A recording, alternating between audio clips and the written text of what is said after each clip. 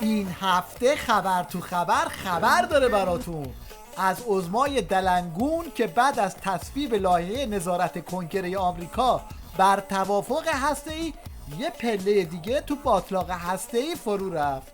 نمایندگان آمریکا این حق را برای خود در نظر گرفتند که تا 30 روز پس از هر توافق هسته‌ای احتمالی آن را رد کنند. دولت اوباما می‌خواهد با دغل‌بازی این توافق را نهایی کند و میراثی را برای خود محقق کند که از بدو ورود به کاخ سفید دنبال آن بود. به نظر من این توافق خطرناک است و فقط امنیت ملی ما را به خطر می‌اندازد. فشار ضرب العجل طوری بالا رفت که روده رئیس سازمان انرژی اتمی آخوندا ترکید و به صورت افقی راهی سیسیو شد.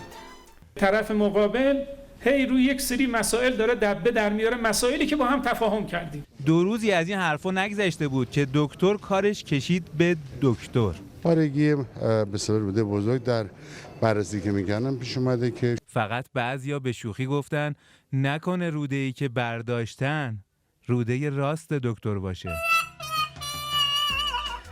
دلواپسان نظامم که همه چی رو از دست رفته میبینن چپ میرن و راست میان گیر میدن به نیش باز ظریف تو مذاکرات که کفر همشون رو در آورده. شما استوار بایستید، دشمن به زانو در خواهد آمد، ولی کرنش، لبخند، تبسم اینا اونها رو جری میکنه و جسور میکنه. در مقابل دشمن باید متکبر و مغرور قدم بردارن، اما میبینید گویا ورق برگشته. حالا اگر زیر همین حرفا یه آهنگ هم بذاری تبدیل میشه به ترانه دلواپسان برای موبایل ظریفینا که تو مذاکرات آویزه گوششون کنن.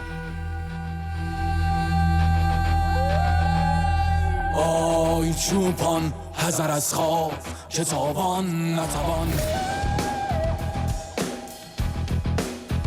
چشم بستی گله از جله گرگان نتوان.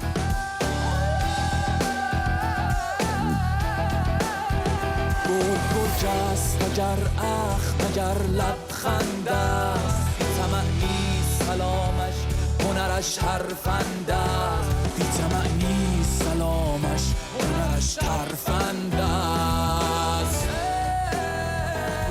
گرگ است اگر اخ مگر لبخند است، بی طمع نیست سلامش هنرش حرفند است، هنرش حرفند است.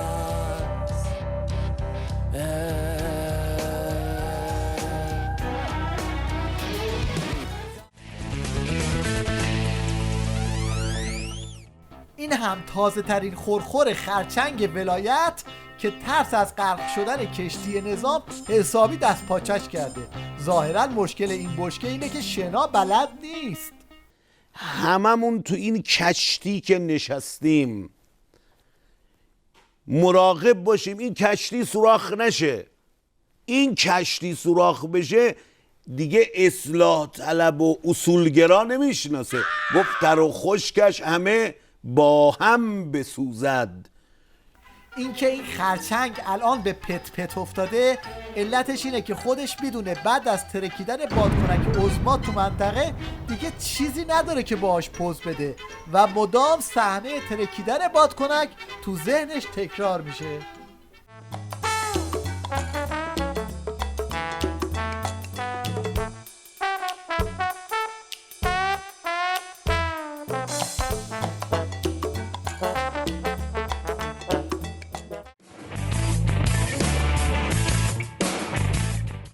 این هم یکی از جملات عتیقه امام گور به گور شده نظام که هیچ کی بهش عمل نکرد. امام میفرمودن اگر مردم مسلمان دنیا یکی یه سطل آب دستشون بگیرن بریزن اسرائیل و آب میبره. چی شده که امروز نقشه هاشون داره عملی میشه؟ امروز شرایط اسلام شرایط حساسیه، میگم سکوت میکنم هیچی نمیگم. و حالا یه چشمه جدید از اقتصاد مقاومتی ولایت که واقعا شور خودکفایی رو در آورده. ایرانی که با کیفیت ترین، بهترین و قدیمی ترین فرش دستباف رو تو دنیا داشته و داره، حالا خودش به وارد کننده فرش دستباف اونم از نوع چینیش تبدیل شده. مثل همیشه وقتی عظما تو همه زمینها به بنبست میخوره، میره تو فکر انتقال اندیشه های مدفون شده امام در دوران جنگ و انتقال اونها به نسل جدید با استخوان‌های پوسیده. یکی از راه‌های انتقال فرهنگ دفاع مقدس به نسل‌های آینده خاکسپاری شهدای عزیز در مراکز شهرستان‌ها و مراکز دانشگاهی و آموزش عالی هست. حماسه فرهنگی خاکسپاری شهدا در دانشگاه‌ها موجب انس و الفت و توسل دانشجویان، جوانان و نوجوانان به شهدا شده. جریان سازی معنوی رو ایجاد کرده. حالا برای اینکه معلوم بشه این جریان سازی معنوی چقدر موفق بوده، میریم سراغ دفتر خاطرات دانشگاه.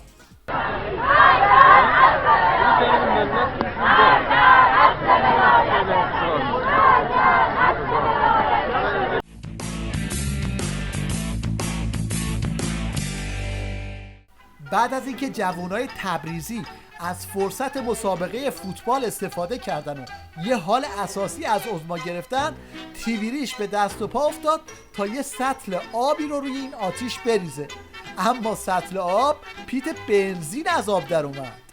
دیشب تیم تراکتورسازی و طرفدارانش اشتباهی فکر کردن قهرمان لیگ برتر شدن و شروع به جشن کردن، چون انگار دقایق آخر بازی به بازیکنان و کادر فنی این تیم گفته شده بود سپاهان و سایپا در اصفهان بازیشون مساوی شده و قهرمان لیگ شمایین. اومدن به تیم تراکتورسازی گفتن که سپاهان مساوی کرده و دیدم یه نفر دستشو برد بالا، علامت 2-2 رو داد. اما مربیشون کلاً در شوک بود، چون با فکر اینکه تیمش قهرمانه دقایق آخر بازی اصلاً حمله نکردن. کلک زدن به ما انو میالو پراکی که ما رو بیارن اینجا، این بلا رو سرمون بیارن. بیتری داره پریشفان باید میرفت اصفهان، قرار نبوده بیاد اینجا. وقتی طرفداران تراکتورسازی با خبر شدن که سپاهان قهرمان شده، بعضی هاشون کار رو به اون روی زشت فوتبال کشوندن. اما نایب قهرمانی لیگ هم کم نیست. مبارک تبریزی ها. اینم یه گزارش هیجان انگیز از همین وقایع. بله، فوتبال کشورمون هفته‌های پایانیشو داره طی میکنه و توی این 2 هفته آخر توی گزارشمون آخرین وضعیت تیم‌های لیگ برتری رو ارزیابی کردیم. بله، با هم گزارش شما رو تماشا میکنیم.